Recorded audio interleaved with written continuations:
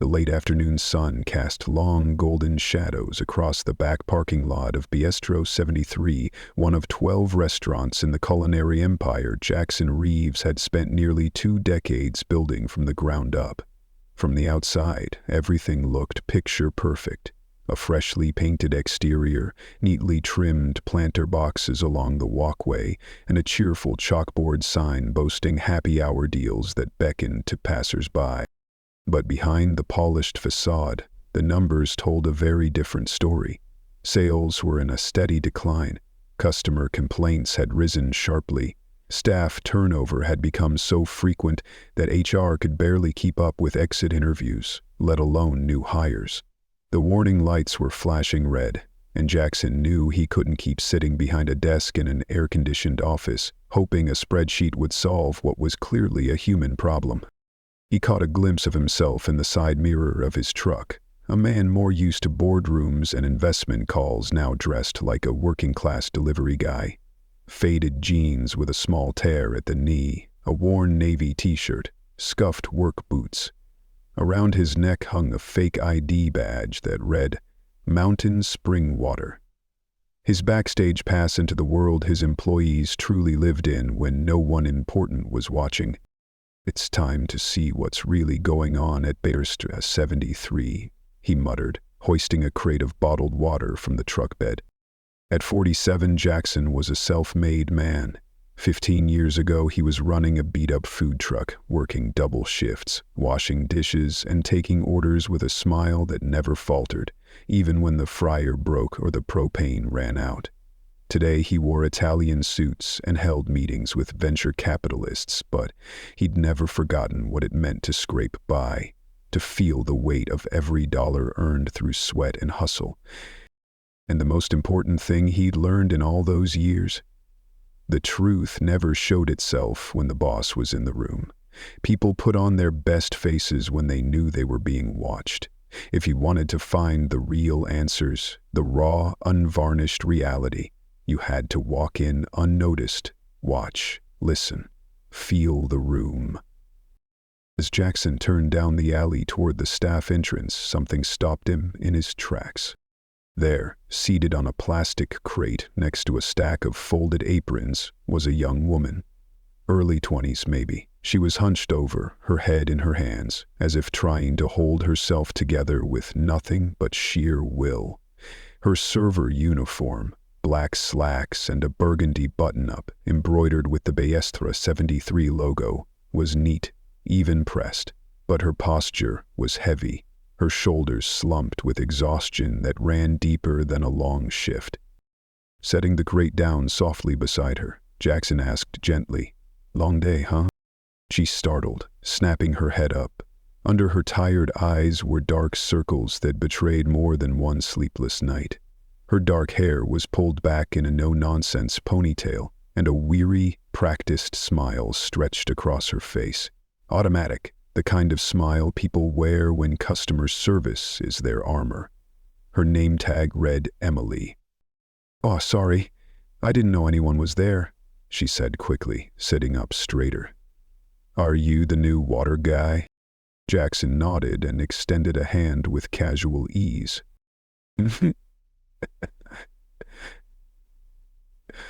"Yeah.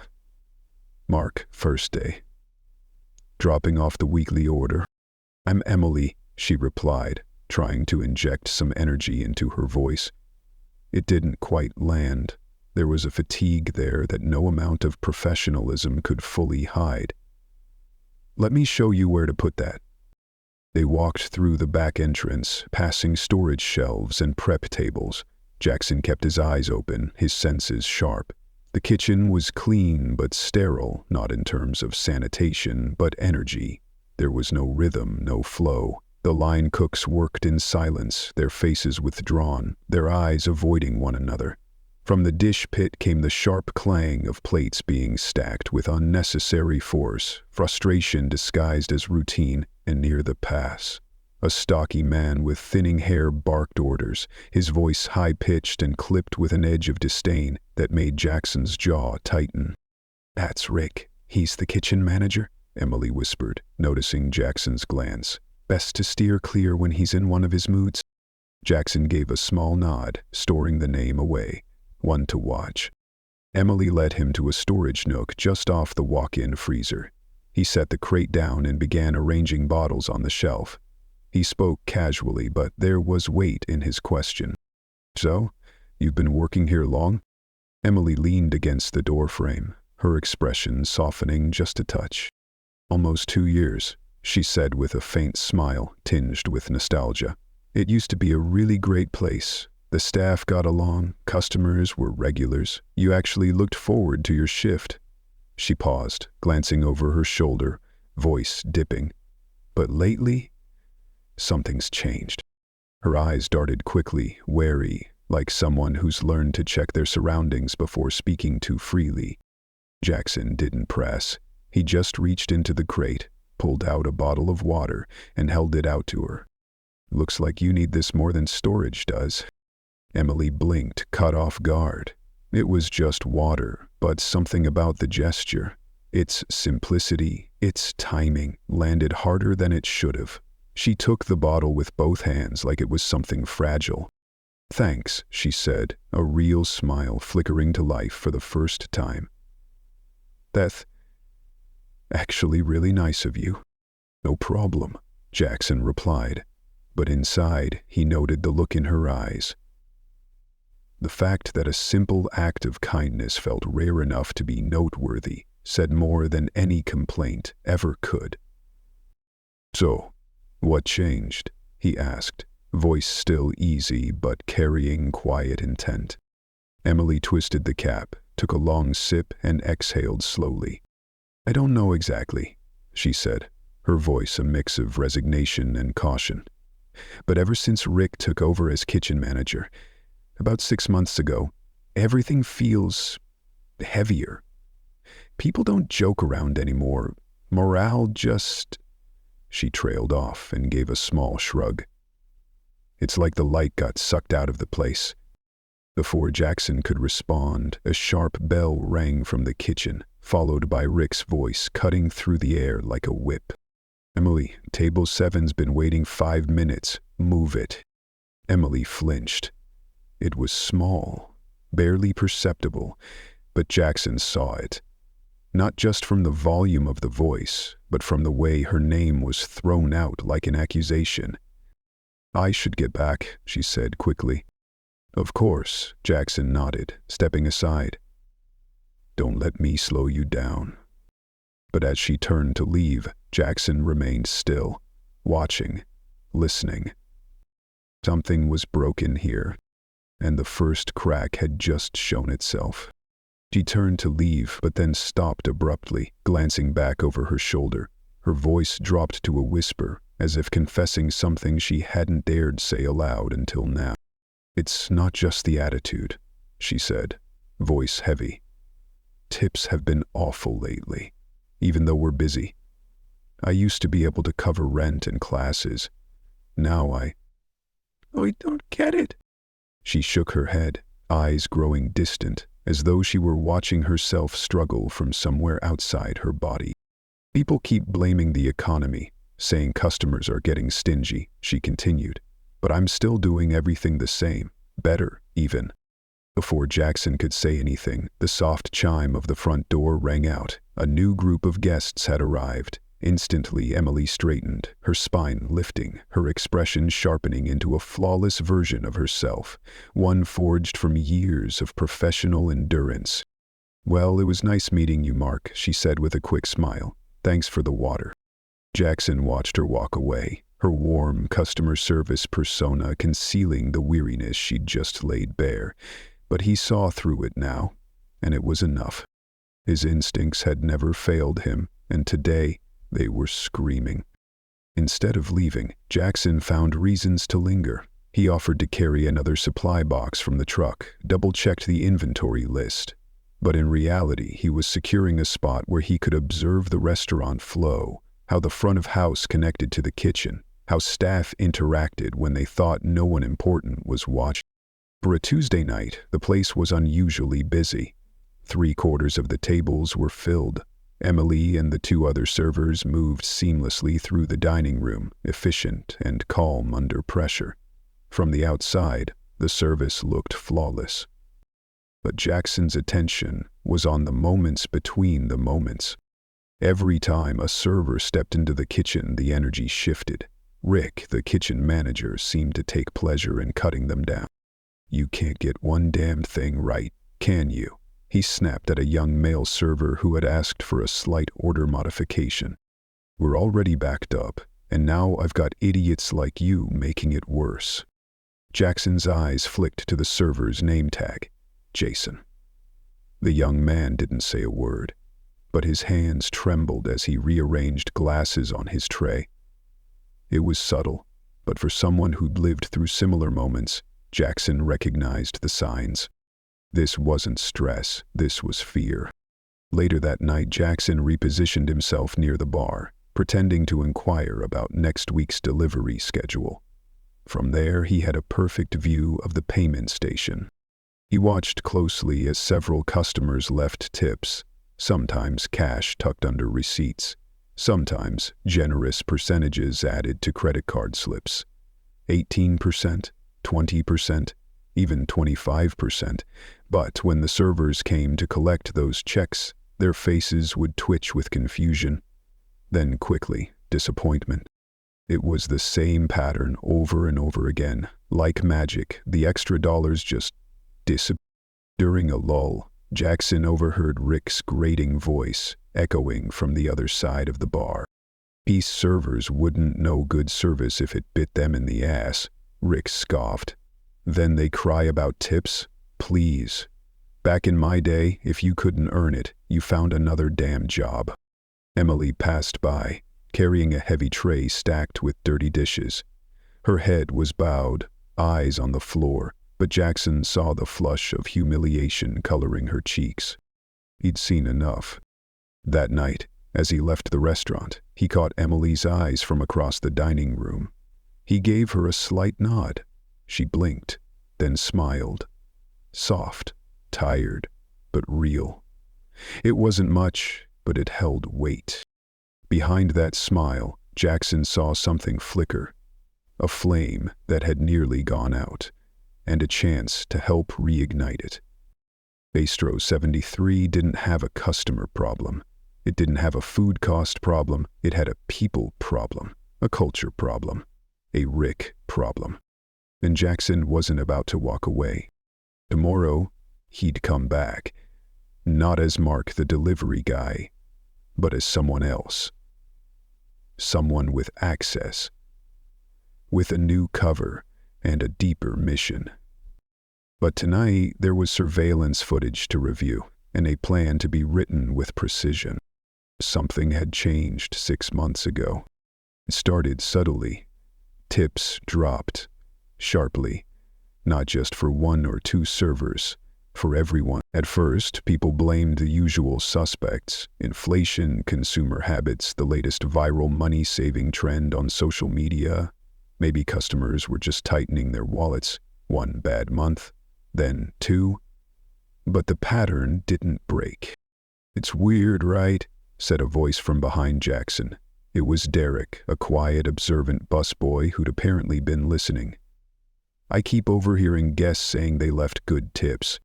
Just last week, a guy helped me open the front door, told me he left $20 on a $60.00 check." Derek added, eyes narrowed. Alicia, a veteran server with a steady presence, chimed in. "But when I went to cash it out, 15%, exactly, not a cent more or less. Every single customer, like they all suddenly turned into tip-calculating robots." Jackson scribbled down everything. On the surface, it might have seemed like coincidence, but his gut told him otherwise. "Has management said anything about this?" he asked carefully. Derek and Alicia exchanged a look, then their faces hardened. "Rick just says we're not providing 5-star service," Derek said with a bitter laugh. "He keeps telling us customer expectations are higher now." "But we're not new to this job," Alicia added. "We know when something doesn't make sense, and this?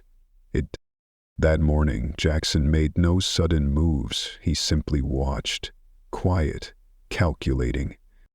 He focused on one thing in particular: the way tips were collected.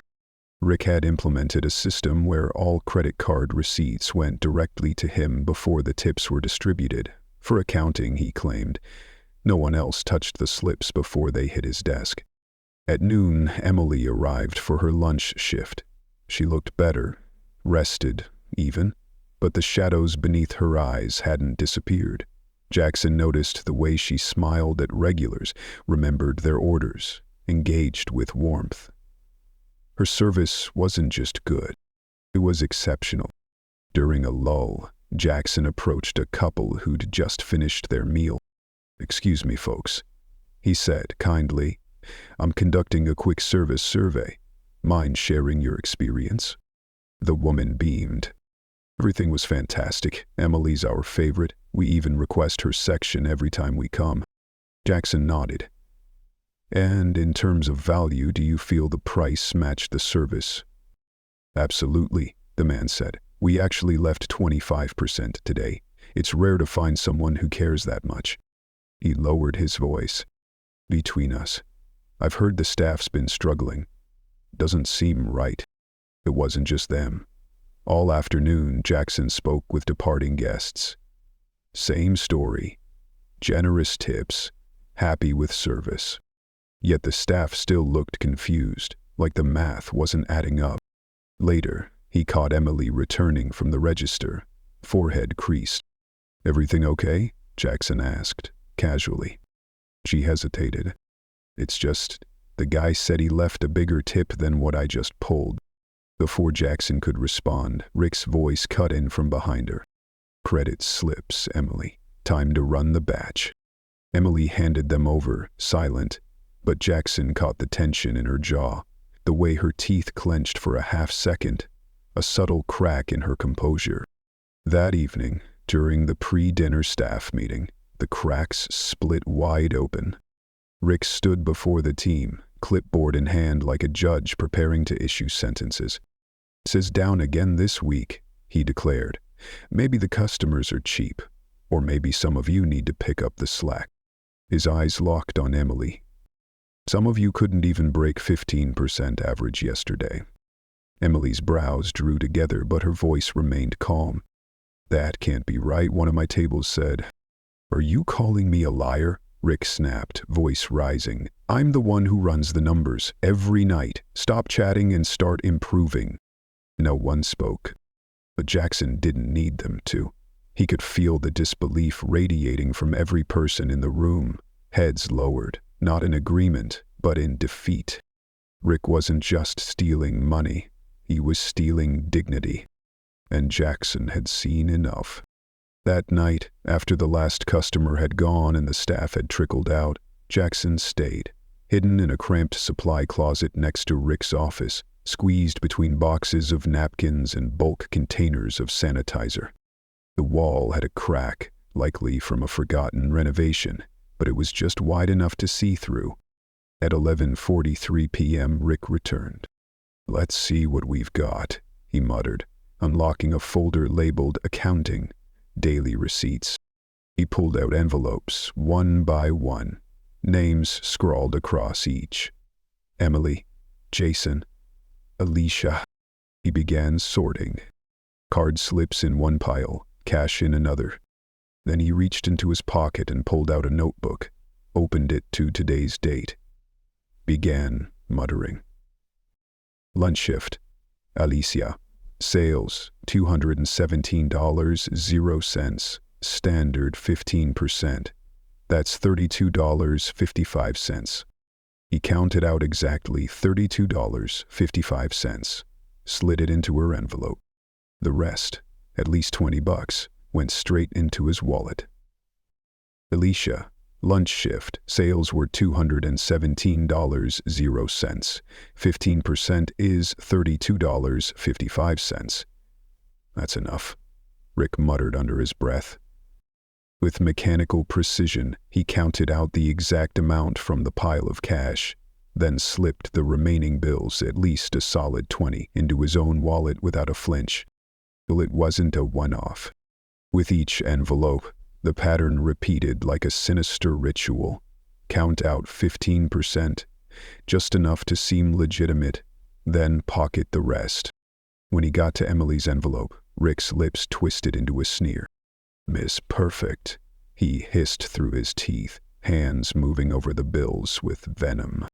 $31 in tips? Let's just call it 40. I'll take the rest. Then, almost as an afterthought, he pulled out another $5 bill and slid it into his wallet. "For mouthing off in front of the whole team," he muttered with a sick smirk.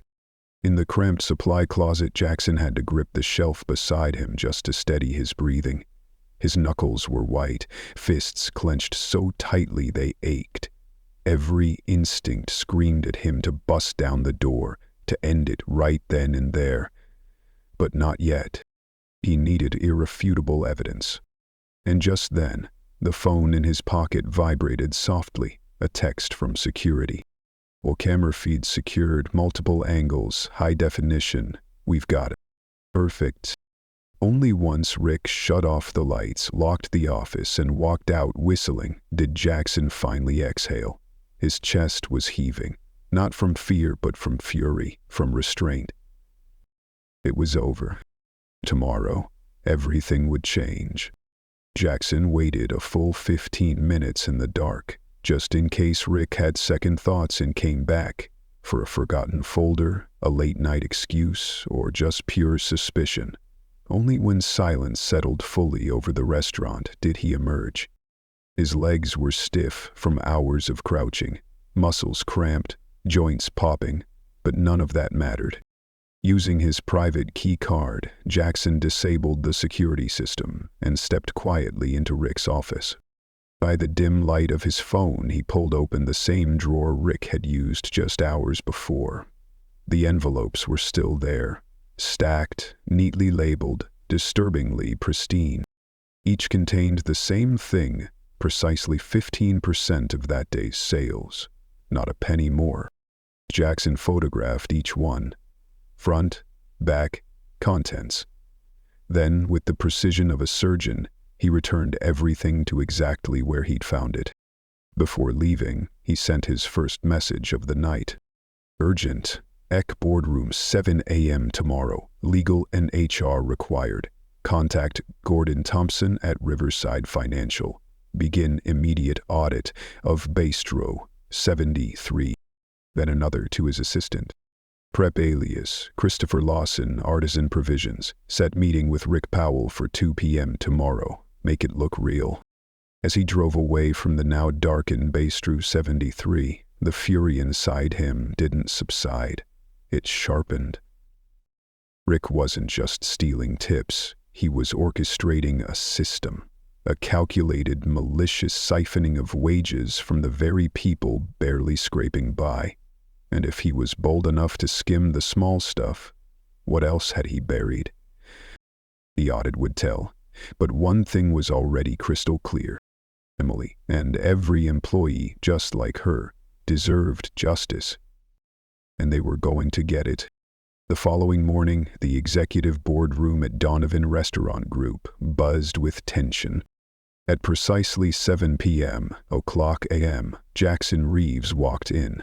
This time not in jeans and disguise, but in a tailored navy suit, polished shoes gleaming, and the razor-sharp gaze of a man with purpose.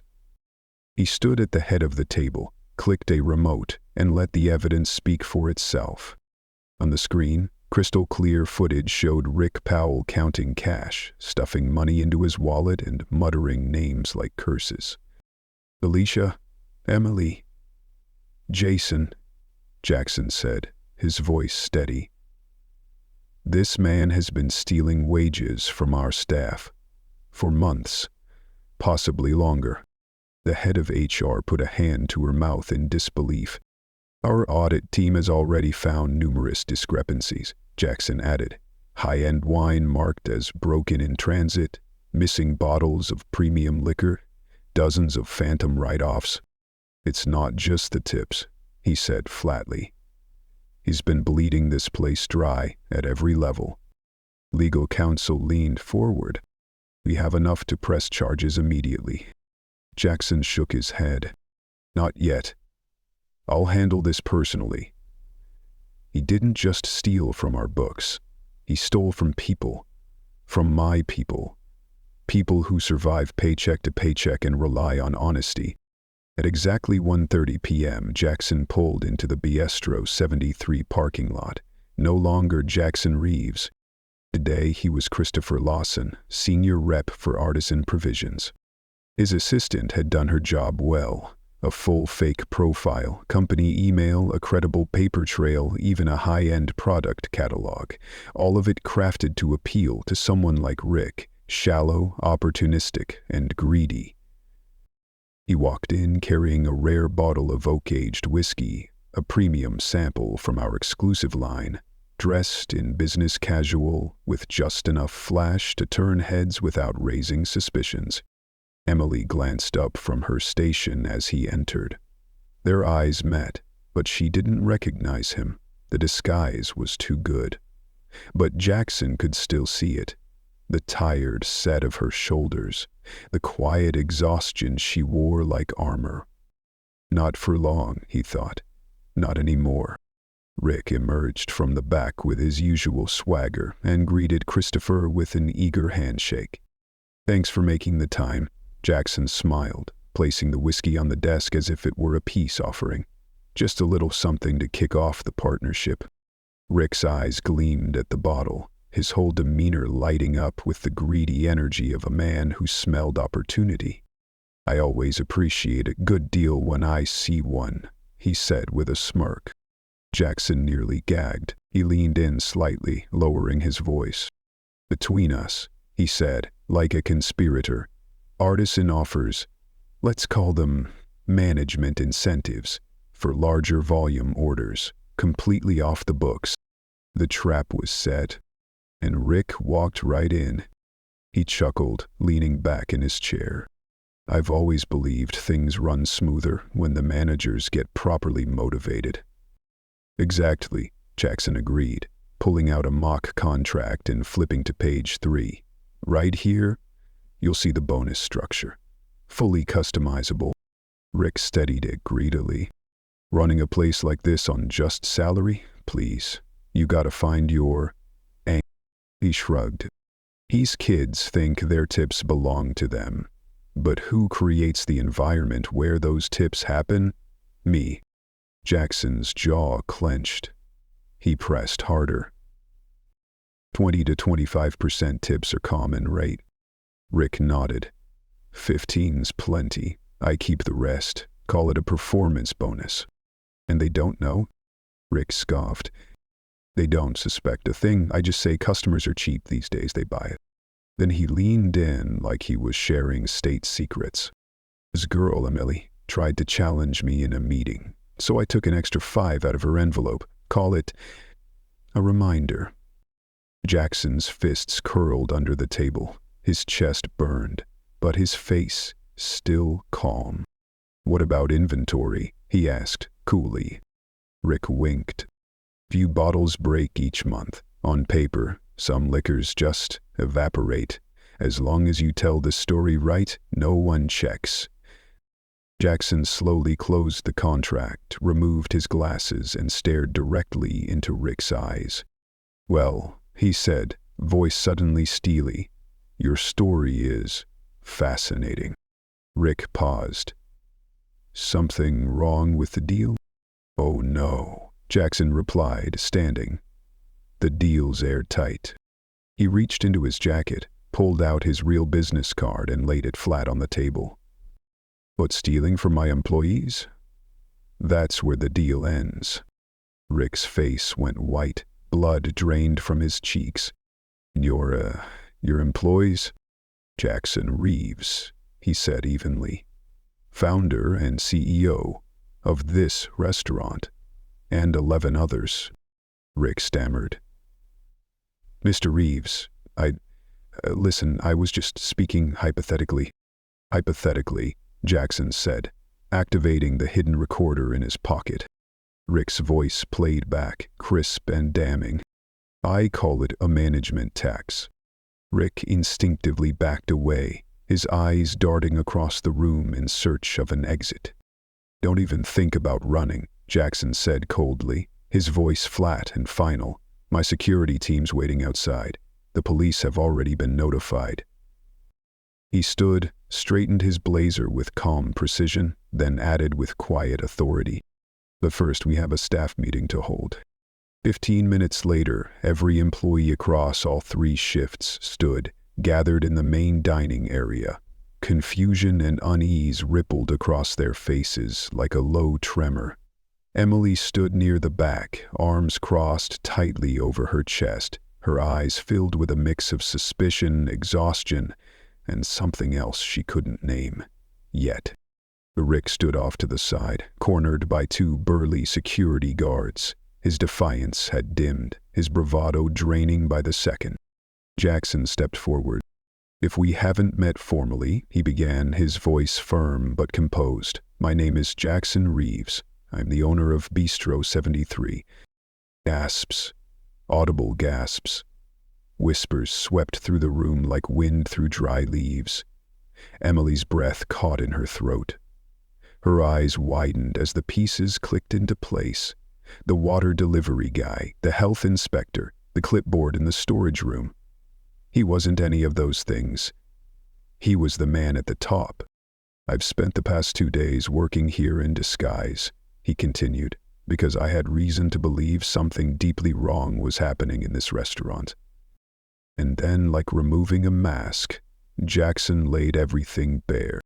The surveillance footage, the audio recordings, the manipulation, the theft, the emotional abuse, every action Rick had taken to skim tip money, falsify inventory, and gaslight his own staff was laid out with crystal clarity. Each revelation struck like a knife, cutting through months of silent doubt and slow erosion of self-worth. Eyes welled with tears, mouths hung open in disbelief and dawning understanding. But when the recording played, Rick bragging about deducting money from Emily's tips as punishment, she gasped, covering her mouth with trembling fingers. The tears that fell weren't of grief. They were relief. For the first time in what felt like forever, someone had believed her, someone had seen. Jackson let the silence sit before he spoke again. His gaze swept across the room, resting longest on Emily. I want to personally apologize to every single one of you, he said. This is my restaurant, and this happened on my watch. That ends today. For Emily, the validation hit like a tidal wave, breaking against the fragile walls she'd built to survive. All those months of second-guessing herself, wondering if she was overreacting, if she just wasn't good enough, washed away in a heartbeat. Jason broke the heavy silence with a timid voice. So what happens now? Jackson stepped forward again, voice calm, resolute. First, justice, then repair. He signaled to his assistant, who wheeled in a small cart stacked with thick sealed envelopes.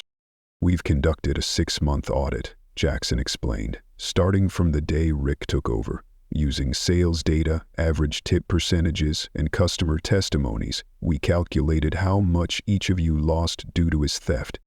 Gasps rippled through the crowd. The assistant began handing out envelopes one by one. Emily reached for hers with trembling hands, fingers barely able to tear the seal. Her breath hitched as she saw the number printed on the check inside. $4,782.00. Is this real? She whispered, eyes wide. Jackson met her gaze and nodded. Every dollar was yours, earned with honesty, grace, and effort. This just sets the record straight.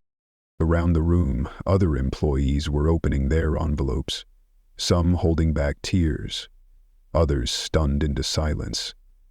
Alicia clutched hers to her chest, eyes brimming.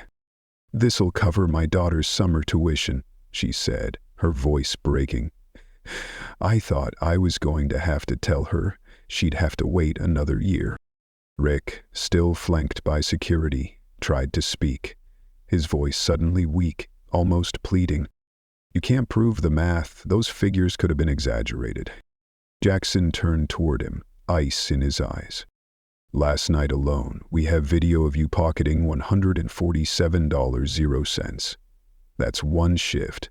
Multiply that across 6 months, and believe me, these estimates are conservative. He turned back to his team. Each of you will also receive an additional 20% in your check. That's from me, a personal apology for what you've had to endure here. A quiet murmur of disbelief turned into something else. Hope. Emily stared at her check. It wasn't just a number. It was the weight of months of invisible labor, finally seen. It was groceries she could now afford, rent she could pay. The end of the fear that maybe she wasn't good enough. Jackson's voice cut through again, steady and clear. Effective immediately, we're implementing a new tipping system across every location I own. Tips will be digitally recorded and itemized on receipts. Every transaction will be logged and emailed directly to the employee. He paused, eyes scanning the crowd.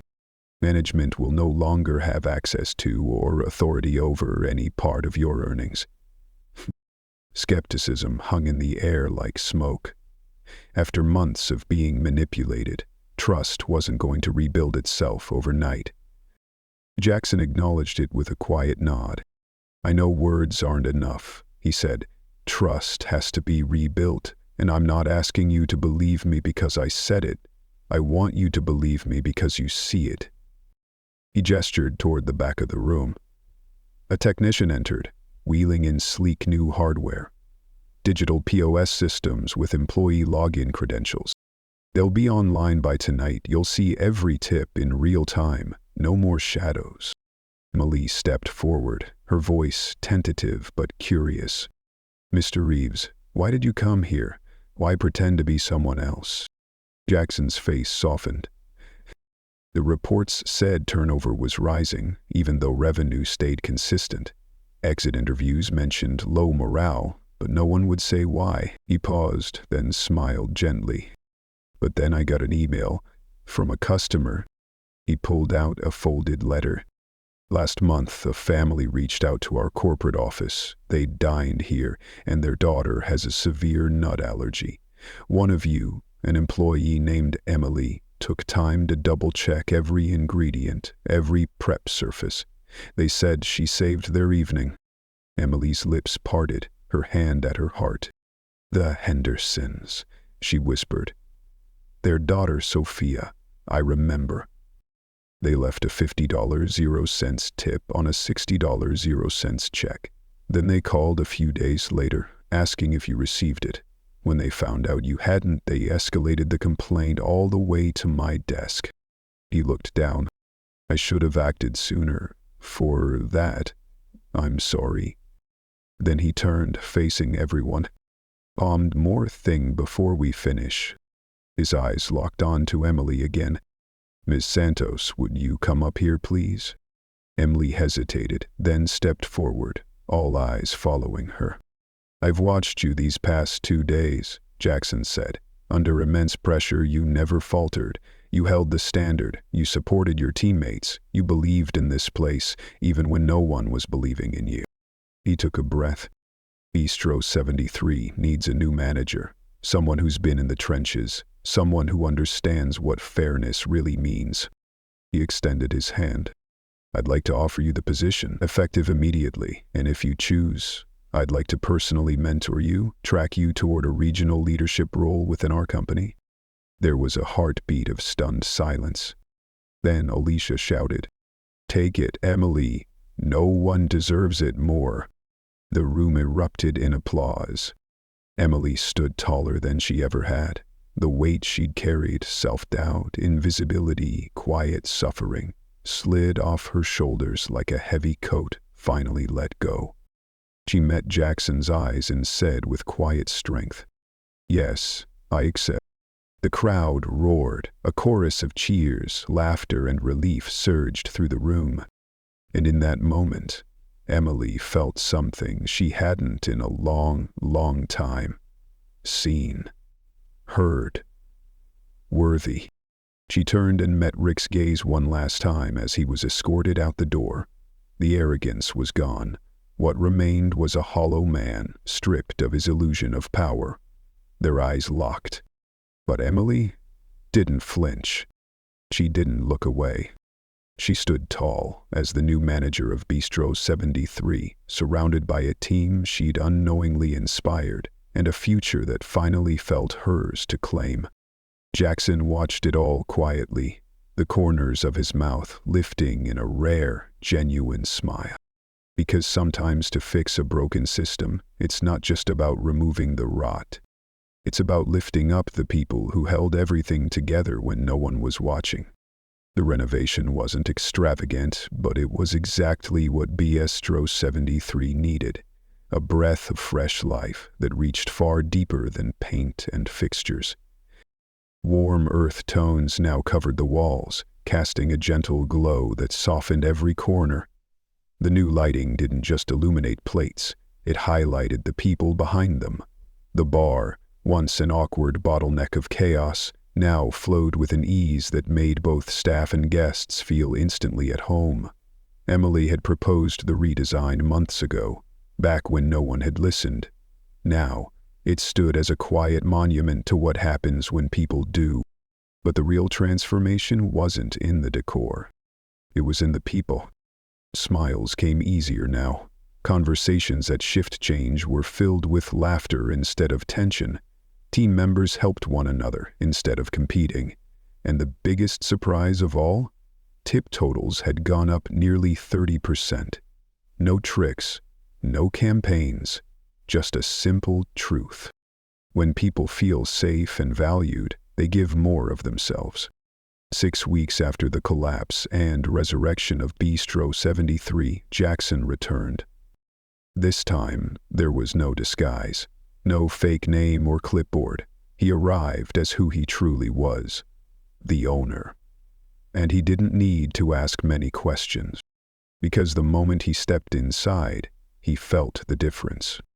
Dinner rush was in full swing, yet everything moved with calm precision. No panic, no shouting, just rhythm, harmony, purpose. "Mr. Reeves," Emily greeted him, her voice steady, her presence magnetic. She looked different, sharper, stronger, but more than that, she looked free. "We weren't expecting you so soon." Jackson grinned. "The best inspections are the ones no one sees coming. And just call me Jackson." Emily gestured around the lively dining room. "Well, since you're here, want a quick report?" "Please." "The revenue's up 17% compared to last year's same quarter. 0 turnover since the changes. In fact, a few of our former employees have asked if they can come back." She led Jackson to a tucked-away table with a clean view of the floor. Minutes later, Alicia, glowing with energy and joy, approached. "Marguerite, so great to see you again. Can I get you anything from the bar tonight?" Jackson smiled after she left. "She looks happy." "Stable hours helped a lot," Emily explained. "Last week her daughter started college, first in their family to do it." Jackson nodded slowly, taking that in as Emily continued, sharing updates about the flexible scheduling system, cross-training workshops, and their new partnership with local community groups. The regional paper had already run a glowing article, calling Bistro 73 a case study in cultural rebirth. "In 6 weeks, you've done what most managers don't do in 6 months, Jackson said. Emily blushed slightly, brushing a strand of hair behind her ear. "I've had ideas for a long time, but the real change wasn't me, it was the team. They just needed someone to believe in them." Their conversation paused as an elderly couple approached. "Emily, darling, the restaurant looks incredible," the woman beamed. "And who's this fine gentleman? Don't tell me he's here to steal away our favorite manager." Emily laughed warmly. Mrs. Henderson, this is Jackson Reeves, the owner of Bistro 73. Jackson, this is Anna and Thomas Henderson, our guardian angels. Jackson's expression shifted, his hand reaching out to shake theirs. Your phone call about the tip not reaching Emily, that's what started all of this. Really? Anna blinked, surprised.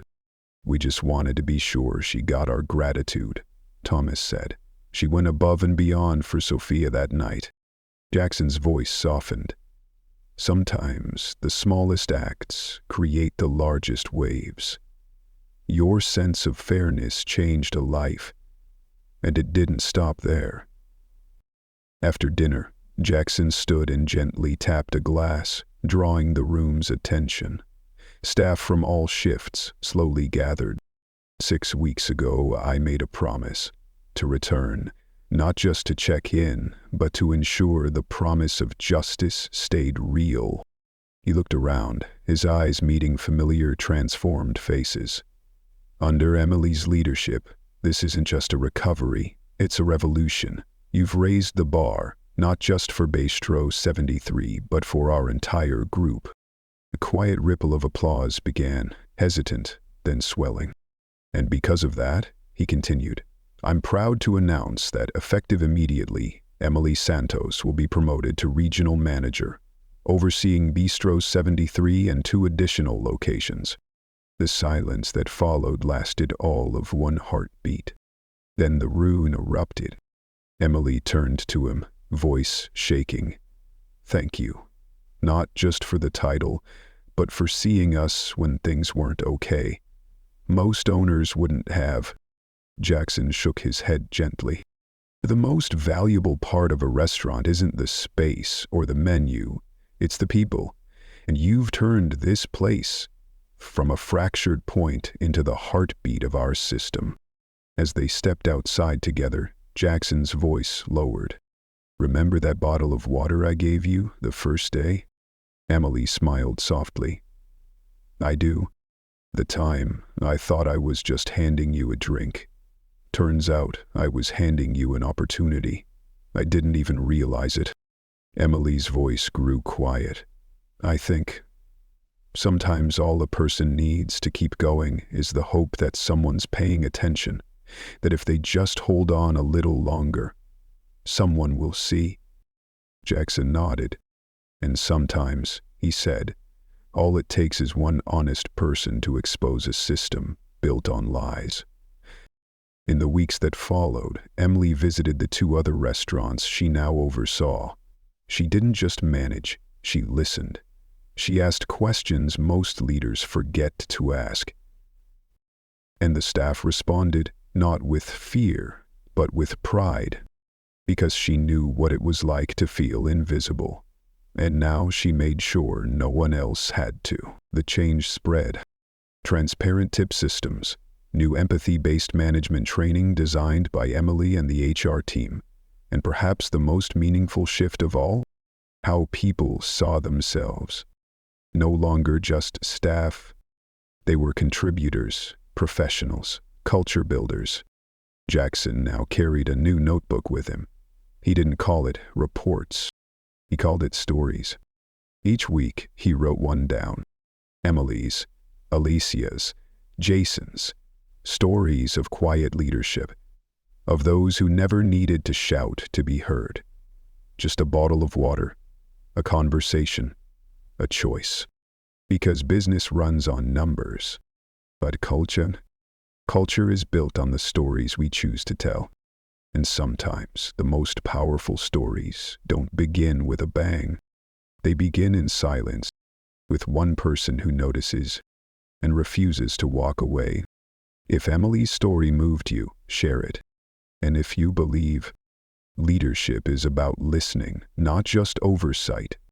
Subscribe to Moments of Quiet Truth, where real stories, real people, and real courage are told with honesty and heart.